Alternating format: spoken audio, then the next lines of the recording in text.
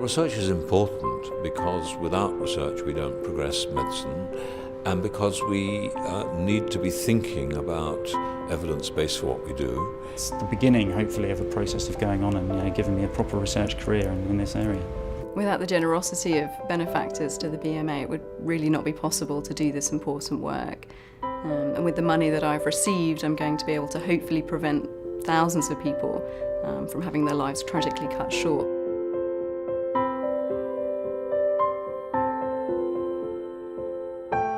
The British Medical Association has a long history of supporting medical research and academic medicine. It champions medical science and its role in improving our health and health care.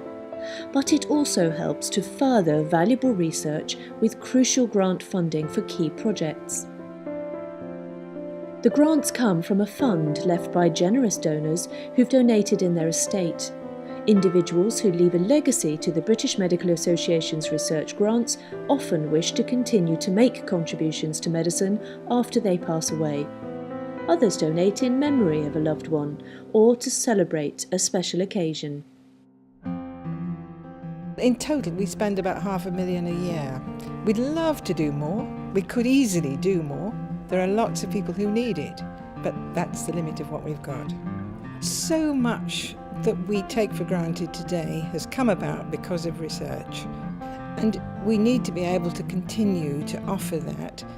And funds are getting more difficult to come by, and particularly if you're starting up in research. Very difficult to get started. You don't have a track record, you are competent, you have a good chief who's going to guide you through it, but you simply can't get the money because nobody knows about you. Relatively small amounts of money will set people off on the road to their future careers in research. Medical training is not complete without an understanding of how research leads us to improve our medicine.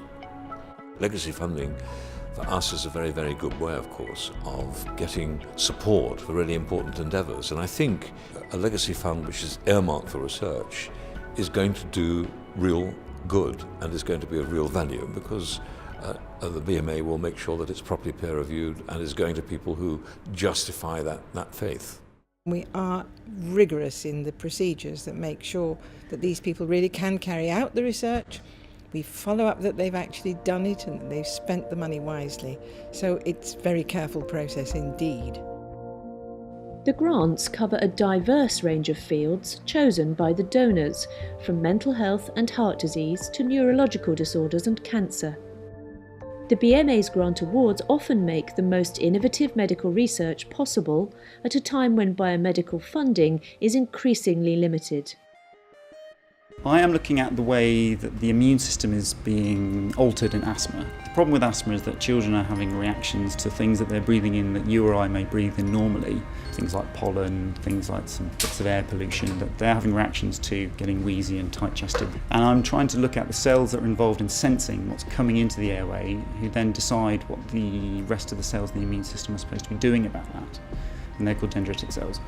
We get children to breathe in a sort of a mist of salty water that gets nebulized. As they breathe it in, then the salty water sits just on the inside of the airways and draws fluid out into their airways and loosens up mucus and stuff. The children then have to cough that up into a pot, bring it back to the laboratory and have a look at the cells. But what we're doing for the dendritic cells, because they're in very low numbers, is run them through a machine called a flow cytometer. The grant is going to fund me to do a year of doing these sputum inductions, and I'm going to get a PhD. I'm going to try and follow it up as a clinical lecturer and go through, learn more about asthma, get good at doing research with children, and then hopefully, become a boss and train up other people to come along and get the James Trust grant in a few years' time after me. Schizophrenia affects about 1 in 100 people. And there are about 8,000 new cases in the UK every year. And this disorder obviously has a devastating effect on the individuals themselves, as well as the families and also society more generally. Cruelly, schizophrenia often strikes in late adolescence, when individuals are starting their first proper job or studying at university. Although some people will recover, a large majority of them will be scarred both socially and psychologically for the rest of their lives. We felt it was really imperative to find ways to identify children as early as possible who might be at high risk for schizophrenia, And if we can do that, then we can intervene to prevent them from developing this disorder. It would be really difficult to conduct this research without this money, and it's really due to the generosity of the benefactors to the British Medical Association that allows this really important work to continue.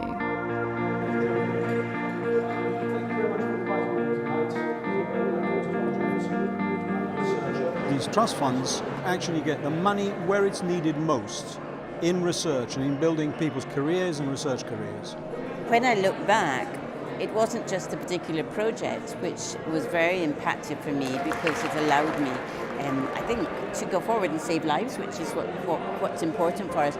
But it also kept me in research, and I've now had 23 PhD students, of which 10 are now professors of medicine, and that wouldn't have happened without this award. By leaving money to the BMA, it really gives people the opportunity to create a legacy and really invest in what's going to happen to the health and well-being of people in the future. I think it must be wonderful to have that legacy, and particularly for the family to know that their loved one is still being remembered with much gratitude by the BMA for providing these funds. If you would like to find out more about the BMA research grants, about donating or leaving a legacy, contact our Research Grants Department or visit www.bma.org.uk/research grants.